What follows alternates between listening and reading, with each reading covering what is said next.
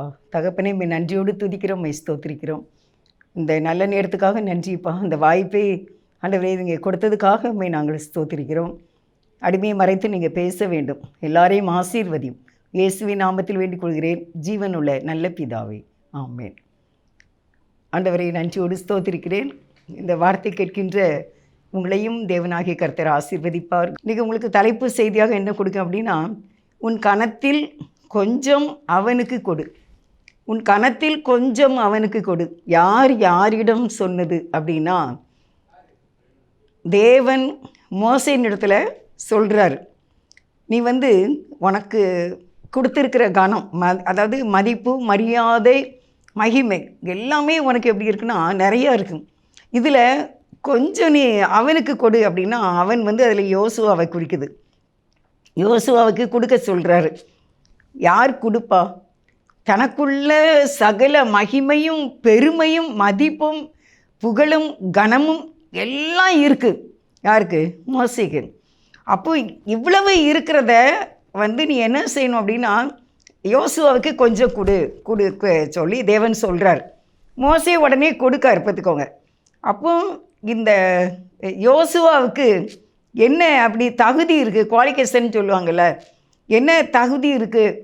மோசேயினுடைய அவ்வளோ பெரிய ஒரு மதிப்பை இந்த யோசுவாவுக்கு கொடுக்கறதுக்கு யோசுவாவின் இடத்துல கர்த்தர் பார்த்த காரியம் என்ன? இன்றைக்கி நமக்கும் அது வேணும். நம்மளும் ஏன் அப்படிப்பட்ட மகிமை கனத்தை நம்ம பெறக்கூடாது? நம்ம பெற்றுக்கொள்ளலாமே அப்படிங்கிறதுக்காக இன்றைக்கு நான் உங்களுக்கு கர்த்தருடைய வார்த்தையை சொல்ல இருக்கின்றேன். கர்த்தர் நம்மோடு கூட பேசுவார். இங்கே பார்த்தீங்கன்னா, என்னாகமும் 27வது அதிகாரத்தில் 18வது வசனத்தை வாசிக்கிறேன். கர்த்தர் மோசேயை நோக்கி, ஆவியை பெற்றிருக்கிற புருஷனாகிய யோசுவா என்னும் நூனின் குமாரனை நீ தெரிந்து கொண்டு அவன் மேல் உன் கையை வைத்து 19 அவனை ஆசாரியனாகிய எலியாசிற்கும் சபை அனைத்திற்கு முன்பாக நிறுத்தி அவர்கள் கண்களுக்கு முன்பாக அவனுக்கு கட்டளை கொடுத்து, இஸ்ரவேல் புத்திரராகிய சபையார் எல்லாரும் அவனுக்கு கீழ்ப்படியும்படிக்கு உன் கனத்தில் கொஞ்சம் அவனுக்கு கொடு. மோசேட்ட சொல்கிறாரு, உன்னுடைய கனத்தில் உன்னுடைய பெருமை, உனக்கு இருக்கிற மதிப்பு, மரியாதை, மகிமை, கனம் எல்லாவற்றிலும் கொஞ்சம், ஏன்னா கொஞ்சம் நீ யாருக்கு கொடுக்கணும்? யோசுவாவுக்கு கொடுக்க வேண்டும். அப்போ இதை எப்படின்னா, இஸ்ரவேல் ஜனங்கள் எல்லாரும் ஆசாரியனாகிய எலியாசர் சபையனத்திற்கு முன்பாக நிறுத்தி நீ இதை கொடுக்கணும் அப்படின்னு தேவன் சொல்கிறார் மோசேட்ட. அப்போ நான் அதை மோசே கொடுத்துட்றாரு. ஆனால் இதுக்கு என்ன குவாலிஃபிகேஷன் இருக்குது? ஒரு தகுதின்னு ஒன்று இருக்கணும்ல. ஏன்னா இவ்வளவு குறைஞ்சது 45 லட்சம் மக்கள்னு சொல்கிறாங்க. அவ்வளோ மக்கள் மத்தியில் தேவன் மோசே தெரிந்து கொண்டார். இப்போ மோசேக்கு வயசாயிட்டு, அவர் முதிர்ந்த வயது 120 வயது கிட்டக்க அவருக்கு ஆயிட்டு. 120 வயதில் மோசே இறந்து போயிடுறாரு. அப்போ அதற்கு பின்பாக இந்த ஜனங்களை வழி நடத்துவதற்கு ஒரு மனிதன் தேவை. அந்த மனிதன் யார் அப்படின்னா, யோசுவா, ஜாஸ்வான்னு சொல்லுவாங்க. அவரை தான் கர்த்தர் தெரிந்து கொள்கிறார். அப்போ அவர்கிட்ட என்ன இருக்குது அப்படின்னா, அதை நான் உங்களுக்கு வாசித்த அந்த வசனத்தில் 18வது வசனத்தில், கர்த்தர் மோசேயை நோக்கி, ஆவியை பெற்றிருக்கிற புருஷனாகிய யோசுவா என்னும் நூனின் குமாரனை தெரிந்து கொள்ள வேண்டும். அப்போ தேவனுடைய ஆவியை பெற்ற யோசுவா. அப்போ ஃபஸ்ட்டு குவாலிஃபிகேஷன் என்ன இருக்குது அப்படின்னா, தேவனுடைய ஆவியை மனிதன் பெற்றிருக்க வேண்டும். தேவனுடைய ஆவியை பெற்றிருந்தால்தான் அந்த கமாண்டிங்கில் தேவனுடைய ஆவியின் நடத்துதலின்படி ஒரு மனிதன் செம்மையான பாதையிலே நடக்க முடியும். கர்த்தருக்கும் கீழ்ப்படிய முடியும். மனிதர்களுக்கும் பிரயோஜனம் உள்ளவனாக இருக்க முடியும். உண்மையுள்ளவனாக இருக்க முடியும். இப்போ தேவன் மோசே கூட தான் யோசுவா இருக்கார். அப்போ பார்க்கும்போது யோசுவா தான் அவருக்கு அது சரியான ஒரு மனிதனாக தென்படுகின்றது. அவ்வளோ ஜனங்கள் இருக்காங்க. இருந்தாலும் மோசேயை சுற்றிலும் எப்படியோ பெரிய கனம் விருந்திய மூப்பர்கள் எவ்வளோ பேர் இருந்திருப்பாங்க. அவங்களெல்லாம் தெரிந்து கொள்ளலை. யோசுவா ஒரு வாலிபன் என்று எழுதப்பட்டிருக்கிறது. அதை உங்களுக்கு நான் வாசிக்கிறேன். ஆனாலும் தேவனுடைய ஆவியை அவன் பெற்றிருந்தான். அது எப்படி அவன் கண்டுபிடிச்சிருப்பான் அப்படின்னா, மோசேயை கூட இருந்ததுனால, மோசேனா பாஸ்டர்னு வச்சுக்கிறோம், மோசே பாஸ்டர் கூட இருந்துக்கிட்டே இருந்ததுனால அவருடைய ஜெப வாழ்க்கை, அவர் வாயிலிருந்து வந்த விசுவாசமான வார்த்தைகள், தேவனுடைய தரிசனை பற்றியதான காரியங்களை குறித்து மோசே பேசிட்டு இருந்திருப்பார். அதை உற்று கவனிக்கிறது யார் அப்படின்னா யோசுவா தான். சில இடத்துல நம்ம ஆண்டவருடைய காரியங்களை பற்றி நல்லா பேசினா அது என்ன செய்யாது, எடுபடாது அவங்களுக்கு. அவங்க என்ன செய்வாங்க அப்படின்னா அவங்க உலகத்தை பற்றியே பேசிகிட்டு இருப்பாங்க. நம்ம பரலோக ராஜ்யத்தினுடைய மேன்மையையும் வேத வசனத்தினுடைய மகத்துவங்களையும் நம்ம எடுத்து சொல்லணும்னு நினைக்கும் போது அவங்களுக்கு என்ன தாட் இருக்கும் அப்படின்னா உலகத்தை பற்றி தாட் இருக்கும். இல்லை உலகத்துக்குரிய அவங்களுடைய கவலை என்ன, அவங்களுடைய ப்ராப்ளம் என்ன, பிரச்சனை என்ன, அதையே தான் அவங்க நினைப்பாங்க, அதையே தான் பேசுவாங்க. ஆனால் நம்ம எப்படி இதுக்கு தப்பிக்க வழி, உன்னுடைய பிரச்சனைக்கு வழி, தப்பிக்கிறதுக்கு என்ன வழி இருக்குது, எப்படி நாங்கள்லாம் வந்தோம், எப்படி பரிசுத்தவான்கள் வந்தாங்க, எப்படி வேதம் சொல்லுது, தேவனுடைய ஆவியானவர் எப்படி நமக்கு ஹெல்ப் பண்ணுவார் அப்படிங்கிறத பற்றி நம்ம சொல்ல முயற்சித்தால் அது அவங்க காதுக்கு என்ன செய்யாது, ஏறாது. அதன்படி ஜீவிக்கவும் அவங்க விரும்ப மாட்டாங்க. அப்படியானால் அவங்க அந்த மகிமையையும் மதிப்பையும் அடைய முடியாதபடிக்கு இன்னுமே கீழே தான் என்ன செய்வாங்க, போயிடுவாங்க. ஆனால் அப்படியே தான் அந்த நாட்களில் நிறைய பேர் இருந்திருக்காங்க. மோசே எல்லாருக்கும் தான் உபதேசம் பண்ணியிருப்பார். நான் அப்படி போனேன், 40 நாள் அங்கே இருந்தேன், நான் இருக்கும்போது தேவன் எனக்கு இதெல்லாம் சொன்னார். ஏன்னா ஆதியாகமத்திலிருந்து உபாகமம் 5 ஆகமங்கள், இந்த 5 ஆகமங்களையும் எழுதுனது யார் தான், மோசே தான். ஏன்னா தேவன் உலகத்தை எப்படி படைத்தார், எப்படி 6 நாள் உண்டாக்கினார், 7வது நாள் ஓய்ந்திருந்தார், ஓய்ந்து பூரித்தாராம், சந்தோஷமாக இருந்தாராம். இவ்வளோ பெரிய ப்ரொடக்ஷன் பார்க்குறதுக்கு மிக அழகாக இருக்கின்றது அப்படின்னு சொல்லி திருப்பி மனிதனை உண்டாக்கினார். எல்லாமே இஸ்ரவேல் ஜனங்கள் வழி நடத்தப்பட்டது. அப்படி எப்படி நான் தெரிந்து கொண்டேன், எப்படி நான் அந்த பூமிக்கு இறங்கி வந்தேன் அப்படின்னு எல்லாமே சொல்லி சொன்னது யார் அப்படின்னா தேவன் மோசேட்ட 340 நாட்கள் மலையிலே பேசும்போது சொன்னது தான். 120 நாட்கள் மோசே புசியாமலும் குடியாமலும் மேகத்துக்குள்ளாக தேவனோடு கூட பேசி கொண்டு இருந்தார். அது எவ்வளவு இன்பமாக இருந்திருக்கும். அதையே தான் அவர் இந்த பூமியிலேயும் சொல்லிக்கொண்டே இருந்தார். ஆனால் எல்லார் காதுக்குமே அது கேட்கல. ஆனால் இந்த யோசுவாயின் வாலிபனுக்கு அது ரொம்ப பிரியமாக இருந்தது. அதனால் தேவன் அவரை செலக்ட் பண்ணுறதை நம்ம என்ன செய்கிறோம், பார்க்குறோம். இதான் ஃபஸ்ட்டு பாயிண்ட், தேவனுடைய ஆவியை பெற்று இருக்கிறது. அடுத்து நான் செகண்ட் பாயிண்ட் சொல்கிறேன். உபாகமும் 3வது அதிகாரம் 28வது வசனம். நீ யோசுவாவுக்கு கட்டளை கொடுத்து அவனை திடப்படுத்தி பலப்படுத்து, அவன் இந்த ஜனங்களுக்கு முன்பாக கடந்து போய் அவனை நீ காணும் தேசத்தை அவர்களுக்கு பங்கிட்டு கொடுப்பான் என்றார்.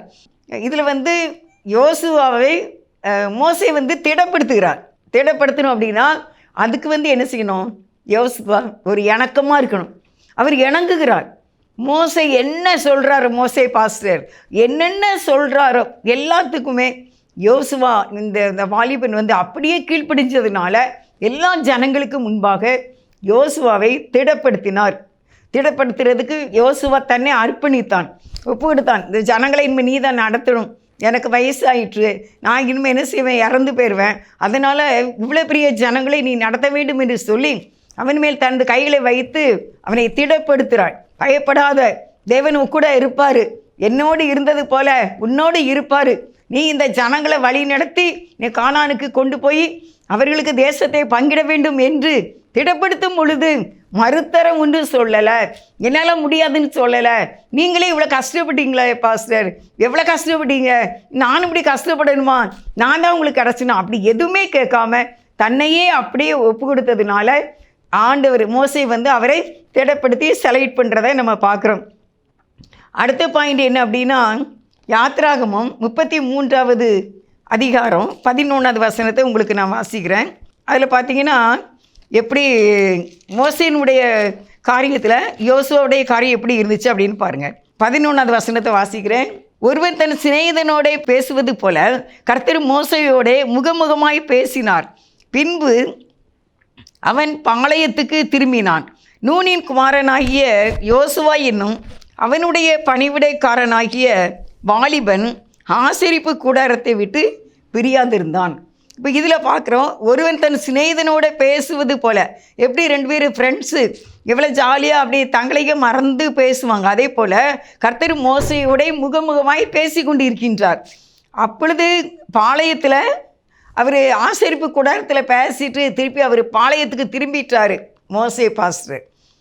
ஆனால் நூனின் குமாரனாகிய யோசுவா என்னும் வாலிபன் ஆசரிப்பு கூடாரத்தை விட்டு பிரியாதிருந்தான். மோசே கர்த்தர்கிட்ட பேசிட்டு ஆசரிப்பு கூடாரத்தை விட்டு தன்னுடைய பாளையத்துக்கு, தன்னுடைய இருப்பிடத்துக்கு வந்துட்டார்.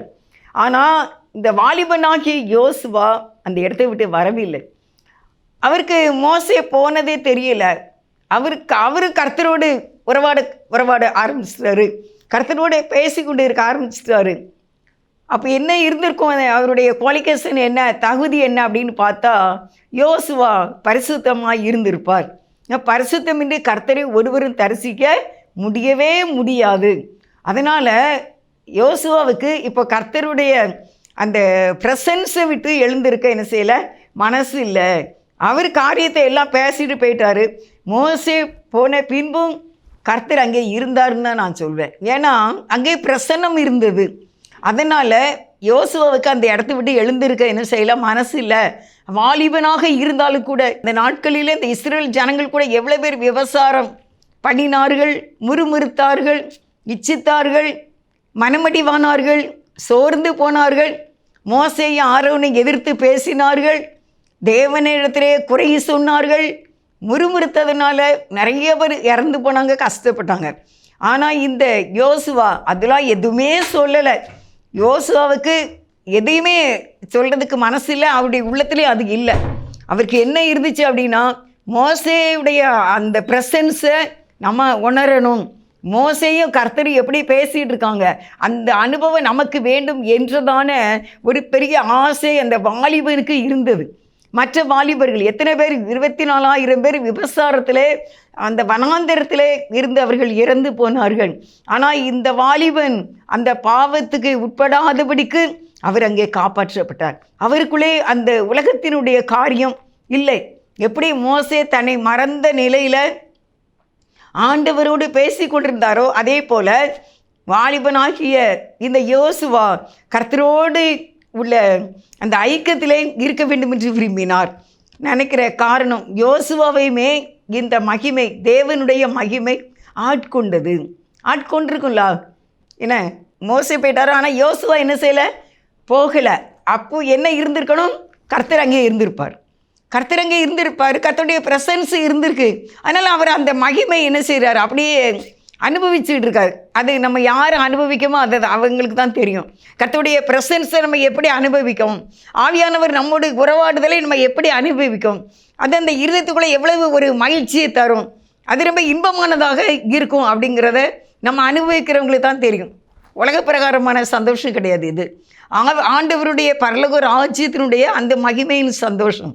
அதை யோசுவா என்ன செய்தார், அவருக்குள்ள அது இருந்ததுனால கர்த்தருடைய மகிமை யோசுவாவை ஆட்கொண்டதுனால அவருக்கு நம்ம பாளையத்துக்கு போகணுங்கிற எண்ணம் என்ன செய்யலை, இல்லை அப்படின்னு சொல்லி நம்ம பார்க்குறோம்.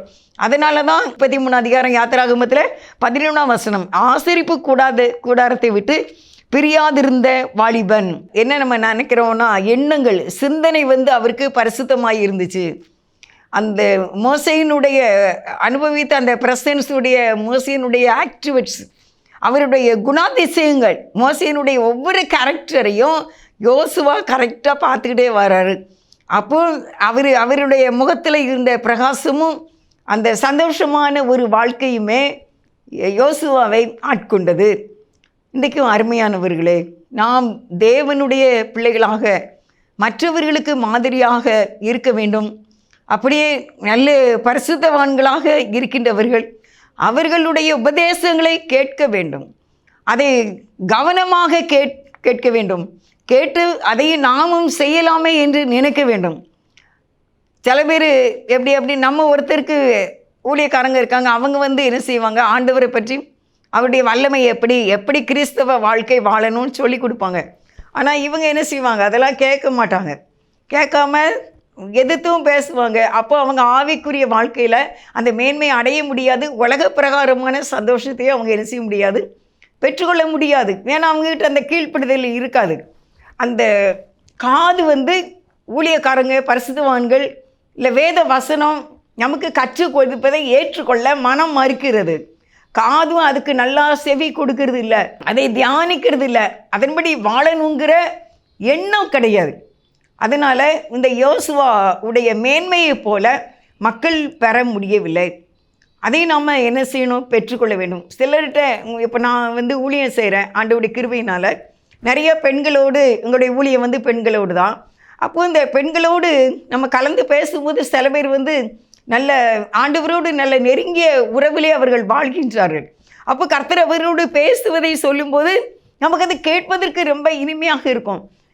அப்போ நம்ம என்ன நினைப்போம், நான் என்ன நினைப்பேன் அப்படின்னா, இன்னும் இதே மாதிரி நம்மளும் இன்னும் வாழணும் அப்படின்னு நினைக்கணும் நான். ஆனால் எல்லாருமே அப்படி நினைக்கிறது இல்லை.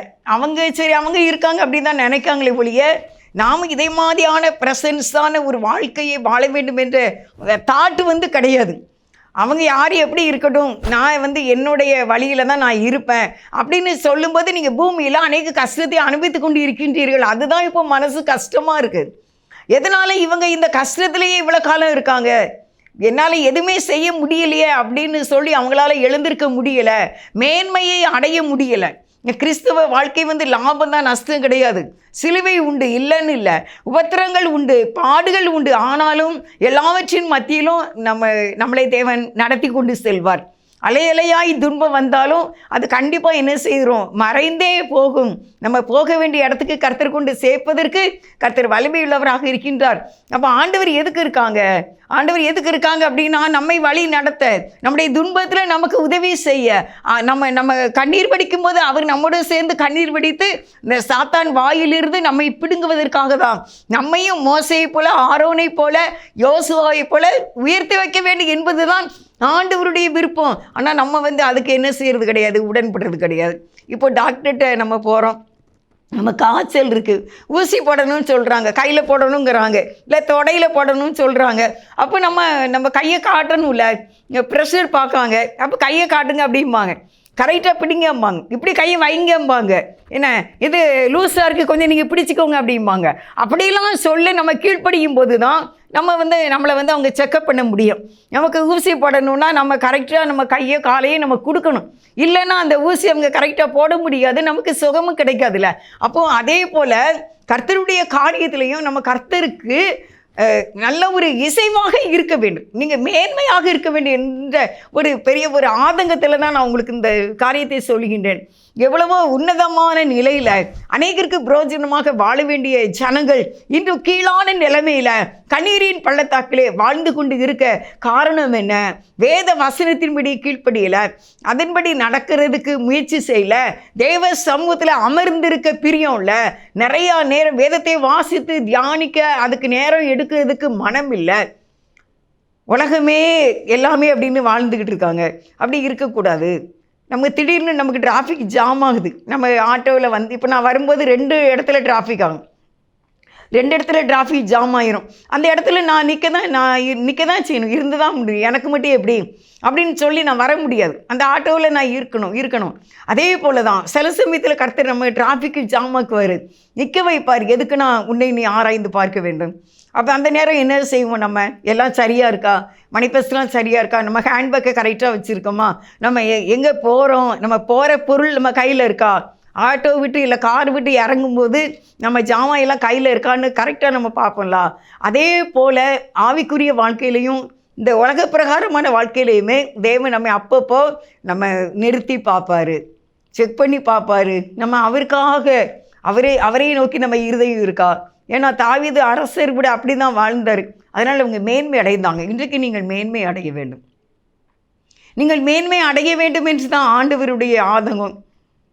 ஒரு தகப்பன் தன்னுடைய பிள்ளை என்ன படிக்கனாலும் படிக்க வைக்கிறதுக்கு ஒரு தகப்பன் ஆயத்தமாக இருக்கின்றார். ஆனால் பிள்ளை படிக்கணும்ல, பிள்ளை படித்தாதான் அந்த தகப்பனுடைய லட்சியம் நிறைவேறும். பிள்ளை படிக்காமல் அது ஊர் சுற்றிக்கிட்டு என்ன இந்த படிப்பை பற்றியே கவலைப்படாமல் இருந்ததுன்னா தகப்பனாருக்கு அது அவங்க அப்பாவுக்கு அது மனசுக்கு எவ்வளோ கஷ்டமாக இருக்கும். பின்னால் அதை நினச்சி எவ்வளோ கவலைப்படுவாங்க. அந்த கவலைப்பட்டு என்ன செய்ய? காலம் கடந்து போய்விடும். அதே போல தான் ஆவிக்குரிய வாழ்க்கையிலையும் நம்ம இந்த வயசில் இதை கேட்கின்றவர்கள், நீங்கள் சிறியவரோ பெரியவரோ வாலிபரோ கேட்கின்ற நீங்கள் இந்த நாட்களில் இந்த யோசுவாவை போல கர்த்தருடைய சமூகத்தை விட்டு பிரியாதிருக்கிற ஒரு மனம் உள்ளவர்களாக, இருதயத்தில் தேவன் மேலே நல்ல ஒரு வாஞ்சை உள்ளவர்களாக, தேவனுடைய ஆவியை பெற்றவர்களாக இருக்கும்போது கர்த்தர் உங்களையும் மேன்மையாக வைப்பார். அதான் மோசேட்ட சொல்கிறார், உன்னுடைய கணத்தில் கொஞ்சம் கொடு. இப்போ ஒரு பெரிய சிங்காசனம், அவர் முக்கியமாக எங்கே இருந்தார் மோசேனா? மலையில் தான். ஏன்னா அவங்க ட்ராவல் தானே பண்ணிக்கிட்டு இருக்காங்க வனாந்தரத்தில். அப்போ ட்ராவல் பண்ணிக்கிட்டே இருக்கும்போது, பிரயாணம் இருக்கும்போது எந்த சிங்காசனமும் கிடையாது. தாவீது ராஜா, சாலமோன் ராஜா இருந்த மாதிரி. அப்போ அவங்க என்ன செய்யிருப்பாங்க, பெரிய மலையில் இருந்து மோசே பாஸ்டர் பேசியிருப்பார். அப்போ யாரு கூட இருந்திருப்பா பக்கத்தில்? யோசுவா. உன்னுடைய கணத்தில் கொஞ்சம் கொடு. எப்படி 40 லட்சத்துக்கு அதிகமான ஜனங்கள் மோசையை பார்க்கின்றார்கள். அவர் தனித்திருக்கின்றார், அவருடைய ஆடைகள் அலங்காரங்கள் வித்தியாசமாக இருக்கின்றது. அங்கே பக்கத்தில் யோசுவா நின்று கொண்டு இருக்கின்றான். உனக்குள்ள எல்லா மரியாதையில், உனக்குள்ள எல்லா மதிப்பில், எல்லா கனத்தில் கொஞ்சம் கொடு, கொஞ்சம் கொடு. இதில் ஒரு அழகான ஒரு இது என்ன அப்படின்னா, நான் வாசிக்கும் போது நினச்சேன், அதை மோசையும் கொடுக்காரு. என்ன அது வித்தியாசம் தானே? நீங்கள் உங்கள் பக்கத்தில், நீங்கள் ஒரு பெரிய டாக்டரு, ஒரு பெரிய இடத்துல நீங்கள் மதிப்பாக இருக்கீங்க. உங்கள் பக்கத்தில் இன்னும் ஒரு சேரில் இன்னும் ஒரு சாதாரண ஒரு எளியவன், ஒரு படிக்காதவன் அங்கே பக்கத்தில் இருக்க வேண்டும் என்றால் உங்களுக்கு அது மரியாதையாக இருக்குமா? அது உங்களுக்கு ஒரு மாதிரி இருக்கும்ல. நான் எவ்வளோ படிச்சுட்டு எவ்வளோ புகழ்பெற்ற ஒரு கலெக்டர்னு வச்சுக்கோங்க, ஒரு கலெக்டராக இருக்க, இல்லை ஒரு கவுன்சிலராக இருக்க, ஒரு ஐஏஎஸ்ஸாக இருக்க, நான் இப்போ ஒரு பெரிய தாசில்தாராக இருக்கேன், ரெவன்யூ இன்ஸ்பெக்டராக இருக்கேன். அப்படி இருக்கிறவங்ககிட்ட ஒரு பியூன் மாதிரி ஒரு நபரை கொண்டு வச்சா அது எப்படி இருக்கும்? அவருக்கு பிடிக்காதுல்ல. அந்த தாசில்தாரோ, இல்லை அதை பெரிய ஆஃபீஸரோ, இல்லை ஒரு பேங்கில் உள்ள மேனேஜரோ, அவங்க பக்கத்தில் படிக்காத ஒருத்தரை கொண்டு வச்சா யாருக்கும் பிடிக்குமா? தனியாக மேடையில் அவங்க ஸ்டேஜில் ஏற்றி வச்சிருக்கிற போது பிடிக்காதுல்ல. ஆனால் மோசேட்ட ஆண்டவர் சொன்னார், இல்லைப்பா, உன்னுடைய மரியாதை கணப்புகள் எல்லாத்துலேயும் நீ யோசுவாவுக்கு கொஞ்சம் கொடுக்க வேண்டும், கொஞ்சம் கொடுத்துரு. அப்படின்னா என்ன? நீ பக்கத்தில் வச்சுக்க, உனக்குரிய சகல மதிப்பு மரியாதைகளோட நீ யோசுவாவை வைத்து கொள்ள வேண்டும் என்று கர்த்தர் சொல்லுகின்றார். மோசேயும் அதை கொடுக்காரு. ஹல்லேலூயா, ஹல்லேலூயா. அது எப்படி நான் கொடுக்க முடியும்? நாங்கள் எவ்வளோ கஷ்டப்பட்டேன். நான் பார்வோன் அரண்மனையில் 40 ஆண்டுகள் கஷ்டப்பட்டேன். வனாந்தரத்தில் 40 ஆண்டுகள் கஷ்டப்பட்டேன். இஸ்ரவேல் ஜனங்களை எகிப்திலிருந்து வெளியே கொண்டு வருவதற்கு 10 வாதைகளை ஏற்படுத்தி நான் எவ்வளோ கஷ்டப்பட்டு நான் வந்திருக்கேன். இப்போ நீங்கள் என்னுடைய மதிப்பு மரியாதை கனத்தில் நீங்கள் கொஞ்சம் அவனுக்கு கொடுக்க சொல்கிறீங்களே, இது எப்படி? இது நியாயமா என்று சொல்லி மோசே கேட்கவில்லை. இது ஒரு பெரிய ஒரு அழகான ஒரு காரியம் இல்லை. எந்த ஒரு பொறாமை இல்லாமல் சந்தோஷமாக அவர் கொடுத்து எல்லா ஜனங்களுக்கு முன்பாக நிலைப்படுத்துகிறார், திடப்படுத்துகிறார். ஹல்லேலூயா, ஹல்லேலூயா, ஹல்லேலூயா. கர்த்தர் எவ்வளோ நல்லவர்.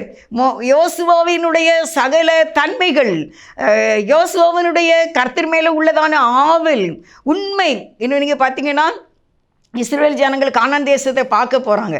அப்படி பார்க்க போகும்போது 12 பேர் போனதில் 2 பேர் தான் நல்ல செய்தி கொண்டு வந்தாங்க. அதில் ஒன்று யார்? யோசுவாவும் காலேபும். அதுலேயும் என்ன செய்கிறாரு? காலேபு உண்மையான வார்த்தையை சொல்லுகிறாரு, விசுவாசத்தின் ஒரு வார்த்தைகளை சொல்கிறத நம்ம என்ன செய்கிறோம், பார்க்குறோம். அதில் நீங்கள் பார்த்தீங்கன்னா அதெல்லாம் ரொம்ப ஆச்சரியமாக இருக்கும். எப்படி அவங்கெல்லாம் சொல்கிறாங்க, இந்த தேசத்தை நம்ம சுதந்திரிக்க முடியாது, கானான் தேசத்தை. அது அவங்க பார்வைக்கு நம்ம வெட்டுக்கிளி போல் இருக்கோம், நம்ம பார்வைக்கும் எங்கள் பார்வைக்கும் நாங்கள் வெட்டுக்கிளி போல் இருந்தோம் அப்படின்னு தான் சொல்கிறாங்க. ஆனால் யோசுவாவும் காலேபு என்ன சொல்கிறாங்க, இல்லை இல்லை, அதை நம்ம எளிதாய் ஜெயிக்கலாம். அது கானான் தேசம் தேவன் நமக்கு கொடுத்த தேசம்தான், நம்ம ஈஸியாக அதை சுதந்திரித்து கொள்ளலாம், நம்ம எல்லாரும் போவோம், சீக்கிரமாக போகும், நம்ம தாமதிக்க வேண்டாம், அது பாலும் தேனும் ஓடுகிற தேசம்தான் என்பதை தேவன் சொன்ன அந்த வாக்குத்தத்தத்தை யோசுவா உறுதியாக பிடித்து கொண்டார். யோசுவா மேலே எந்த சந்தேகமும் இல்லை. தேவன் சொன்னதை நிறைவேற்றுவார், நான் சுதந்திரிப்பேன் அப்படின்னு சொல்லி யோசுவாவுக்கு மனசில் நல்ல ஒரு நம்பிக்கை இருந்தது தேவனுடைய வார்த்தையின் மேலே, வாக்குத்தத்தத்தின் மேலே. அருமையானவர்களே, தேவனுடைய வாக்குத்தத்தத்தை உறுதியாய் பற்றி கொள்கிறவர்களை தேவன் கண்டிப்பாக ஆசீர்வதிப்பார். நிறைய பேர் நல்லா நம்புறீங்க, கர்த்தருடைய வார்த்தை நம்புறீங்க, நீங்கள் இன்னும் கீழ்ப்படிங்க, இன்னும் விசுவாசமாக இருங்க, அந்த வார்த்தை உங்களுக்கு நிறைவேறும், நிச்சயமாகவே முடிவு உண்டு. உன் நம்பிக்கை என்ன செய்யாது, வீண் போகாது. கர்த்தரே நம்மை மேன்மையாக என்ன செய்வார், வைப்பார். பாகம் 34:9 மோசே நூனின் குமாரனாகிய யோசுவாவின் மேல் தன் கைகளை வைத்தபடியினால் அவன் ஞானத்தின் ஆவியினால் நிறையப்பட்டான். இஸ்ரவேல் புத்திரர் அவருக்கு கீழ்ப்படிந்து கர்த்தர் மோசேக்கு கட்டளையிட்டபடியே செய்தார்கள். மோசே நூனின் குமாரனாகி யோசுவா அந்த வாலிபன் மேல் தன் கைகளை என்ன செய்தார், வைத்தபடியினால அவன் ஞானத்தின் ஆவியினால் நிறையப்பட்டான். அதுக்கு பிறகு இஸ்ரவேல் புத்திரர் எல்லாரும் மோசேக்கு கீழ்ப்படிந்தது போல யோசுவாவுக்கு கீழ்ப்படிந்திருந்தார்கள். அல்லேலூயா, அல்லேலூயா. யோசுவாவை நம்ம நினச்சி பார்க்கும்போது அவர் எவ்வளவாய் ஒரு கிருபை பெற்றவராக இருந்திருக்கின்றார் பாருங்க. தேவனுடைய கிருபை அவருக்கு இருந்திருக்கு. தேவனுடைய ஆவியினால் நிரப்பப்பட்டார். அவர் இந்த ஞானத்தின் ஆவியினால் நிரப்பப்பட்டார். யோசுவா மோசேக்கும் நல்லா கீழ்ப்படிந்தார். தேவன் சொன்னதை மோசே செய்தது போல மோசே கட்டளையிட்ட யாவையும் யோசுவா செய்தார். எல்லாவற்றிலும் நம்ம ஸ்டெப் பை ஸ்டெப்பாக நீங்கள் பார்த்தீங்கன்னா அந்த கீழ்ப்படிதல் தான். இருதயத்தில் பரிசுத்தமானோடு உள்ள ஒரு ஐக்கியம்தான். தேவனுடைய பிரசன்னத்தை மோசே உணர்வது போல தானும் உணர வேண்டும் என்ற அந்த மேலான ஒரு எண்ணம் தான். அந்த எண்ணம் அப்படியே வாக்கு தத்தத்தை நம்பினது. தேவன் சொன்னால் சொல்லுது தான், அது சரியாக தான் இருக்கும் அப்படிங்கிற ஒரு நம்பிக்கை யோசுவாவுக்கு இருந்தது. இது எல்லாவற்றையும் சேர்த்து பார்க்கும்போது 45 லட்சம் மக்கள்கிட்ட இருக்கிற அந்த ஜனத்தின் மத்தியிலே தேவன் யோசுவாவை தனக்காக மோசேயினுடைய மரணத்திற்கு பிறகு வழி நடத்தும்படிக்கு செலக்ட் பண்ணார், அபிஷேகம் பண்ணார் அப்படின்னு சொல்லி நம்ம பார்க்குறோம். இப்படியான ஒரு தகுதி பாருங்கள், எப்படியான ஒரு குவாலிஃபிகேஷன், நல்ல ஒரு கீழ்ப்படுதலை நம்ம பார்க்குறோம். அவர் என்ன செய்கிறாரு பாருங்கள். நான் வாசிக்கிறேன். 6 வருஷங்களுக்குள் 6 ஜாதியாரையும் 31 ராஜாக்களையும் கீழ்ப்படுத்தினான். பின் தேசத்தையும் பங்கிட்டு கொடுத்தான். இஸ்ரவேலர் செய்த விக்கிரகம், விபசாரம், முறுமுறுப்பு, சண்டை, அவிசுவாசம், உணவு பற்றிய காரியத்தில் பிரச்சனை எதுவுமே இல்லை. அவருடைய லக்கு கானான் தேசத்தை பார்க்க வேண்டும், தேவன் சொன்ன அந்த தேசத்திலே வாழ வேண்டும். இதுதான் யோசுவாவுக்கு இருந்தது. என்றைக்கு எகிப்தை விட்டு அவர்கள் புறப்பட்டார்களோ அப்பொழுது அந்த யோசுவாவுக்கு இருந்த காரணம் என்ன மைண்டில் செட்டப் ஆகிட்டு அப்படின்னா, நான் கண்டிப்பாக என்ன செய்வேன், கானான் தேசத்தை பார்ப்பேன். கர்த்தர் இப்படியான வாக்கு கொடுத்திருக்கிறார். அது பாலும் தேனும் ஓடுகிற தேசம்தான், அது செழிப்பான தேசம்தான். நீ அடிமை வாழ்க்கை வாழ வேண்டாம், நீ காலால் கீரை தோட்டத்துக்கு நீர் பாய்ச்சின அப்படியெல்லாம் செய்ய வேண்டாம். அது மாதுளம் பழம் நிறைந்தது, அது திராட்சை பழங்களை கொடுக்கக்கூடியது. அதன் கீழே இரும்பும் வைரமும், அங்கே அது கல்லும் மண் எல்லாமே இரும்பு வைரமாக இருக்கிறது. அப்படிப்பட்ட நல்ல தேசம், அது ஒரு செழிப்பான தேசம் என்று என்றைக்கு மோசேட்ட தேவன் சொன்னாரோ அதையே தன்னுடைய மனதில் வைத்து அந்த கானானிலே போய் வாழ வேண்டும் என்பது மோசேக்கு தீவிரமானதாக இருந்தது. அதனால் அவர் கர்த்தர் பேரிலேயும் விசுவாசமாக இருந்தார். கர்த்தருடைய பிரசன்ஸை உணரும்படிக்கு, அவருடைய அருளை பெறும்படிக்கு அவர் அப்படியே மோசே கூட ஒட்டி கொண்டே அலைந்தார். அவர் எங்கே போய் ஜெபம் பண்ணாலும் இவர் கூட ஜெபம் பண்ண போனவராக இருந்தார். தேவனுடைய கிருபை பெற்றவராக இருந்தார் யோசுவா. அதனால் நான் சொல்கிறேன், யோசுவா தேவனுடைய ஆவியை பெற்றிருந்தார். 2வது பாயிண்ட், யோசுவா திடப்படுத்தப்பட்டார். 3வது பாருங்கள், கர்த்தருடைய அந்த பிரசன்ஸை, ஆசரிப்பு கூடாரத்தை விட்டு பிரிய மனதில்லாமல் இருந்தார். இப்படிலாம் இருந்ததுனால தேவன் அவருக்கு கொஞ்சம் கனத்தை கொடுக்கும்படி மோசேட்ட சொன்ன அப்படியே அந்த கனத்தை யோசுவா பெற்றுக்கொண்டார். பிரசன்னம் ப்ளஸ் பரிசுத்தம் வரும்போது பிரசன்ஸ் ஆட்டோமேட்டிக்காக என்ன செய்யுது, வந்துடுது. யாருக்கும் பட்சவாதம் இல்லாமல் கொடுக்கக்கூடிய ஆண்டவர் நம்முடைய ஆண்டவர். நாம் யோசுவாவை போல நம்முடைய பார்வை தேவனையே பார்க்க வேண்டும், விசுவாசம் வேண்டும், வெற்றியை பெற வேண்டும் என்ற உறுதியான நம்பிக்கை இருக்க வேண்டும். காரியத்தை உங்களுக்கு தெளிவாக சொல்கிறேன். தேவனையே பார்க்க வேண்டும், விசுவாசம் கண்டிப்பாக இருக்கணும், வாக்கு தத்தங்களை உறுதியாக பற்றி கொள்ள வேண்டும். நான் தேவன் கொடுத்த வாக்கு தத்தத்தின் படி அந்த தேசத்தை நான் பெற்றுக்கொள்ள வேண்டும் என்பதிலே அவர் தீவிரமாக காணப்பட்டார். மற்ற ஜனங்களைப் போல உணவுக்காக எதுக்குமே முறுமுறுக்கலை, மோசேக்கு எதிர்க்கலை, மிரியாவுக்கு எதிர்க்கலை, ஆரோன் பாஸ்டருக்கு எதிர்க்கலை. தேவனுக்காக உண்மையாக வாழ்ந்ததுனால மோசேக்கு பிறகு யோசுவாவை கர்த்தர் தலைவனாக நியமித்தார். அப்படியே யோசுவாவும் அவர் வீட்டாரும் கர்த்தருக்காக வாழ்ந்தார்கள். உன்னை அவர் தனக்காக தெரிந்து கொண்டார், தன் பெயரை உனக்காக வழங்கினாரே. வெற்றி மேல் வெற்றியை உனக்கு தந்து கர்த்தர் உன்னை மேன்மையாக வைப்பார், கர்த்தர் உன்னை மேன்மையாக வைப்பார். நீ கலங்காதே மகனே, கர்த்தர் உன்னை மேன்மையாக வைப்பார். நீ கலங்காதே மகளே. இல்லை நேசிக்கிற எங்கள் நல்ல தகப்பனே, மெய் துதிக்கிறோம், மெய் ஸ்தோத்திரிக்கிறோம். இந்த நாளுக்காக நன்றிப்பா. மோசேயின் இடத்துல நீங்கள் சொன்னீங்க, உன் கணத்தில் கொஞ்சம் அவனுக்கு கொடு. யோசுவா தகுதி உள்ளவராக இருந்தார், அவர் விசுவாசமாக இருந்தார், தேவனுடைய வாக்குத்தத்தங்களை உறுதியாக பற்றி கொண்டார். மோசேக்கும் தேவனுக்கும் எல்லாவற்றிலும் கீழ்ப்படிந்தார். அவர் ஆசரிப்பு கூடாரத்தை விட்டு பிரிய மனதில்லாத பிரசன்ஸில் வாழ ஆசைப்பட்டார். அவர் ஆவியை பெற்றிருந்தார், தேவனுடைய ஆவியினால் நிரப்பப்பட்டிருந்தார். அதனால் மோசேக்கு பிறகு செலக்டட் ஆன மனிதன் யோசுவா. எல்லாருக்கும் முன்பாக கர்த்தர் யோசுவாவை பெருமைப்படுத்தினார். உன் பெயரை பெருமைப்படுத்துவேன் என்று சொன்னது போல யோசுவாவை பெருமைப்படுத்தினார். அப்படியே பிள்ளைகளாக ஆண்டவரை, உடைய பிள்ளைகளாகிய நாங்களும் இந்த ஆண்டவரை யோசுவாவை போல எல்லாவற்றிலும் உங்களுக்கு கீழ்ப்படிந்து வாக்குத்தத்தங்களை பற்றி கொண்டு நாங்கள் விசுவாசத்தோடு தம்முடைய பிரசன்னத்தை சார்ந்து வாழ உண்மையை நோக்கி பார்க்க எங்களுக்கு நீர் உதவி செய்ய வேண்டும் என்று இயேசுவின் நாமத்தில் வேண்டிக் கொள்கின்றேன். ஜீவனுள்ள நல்ல பிதாவே, ஆமென். God bless you.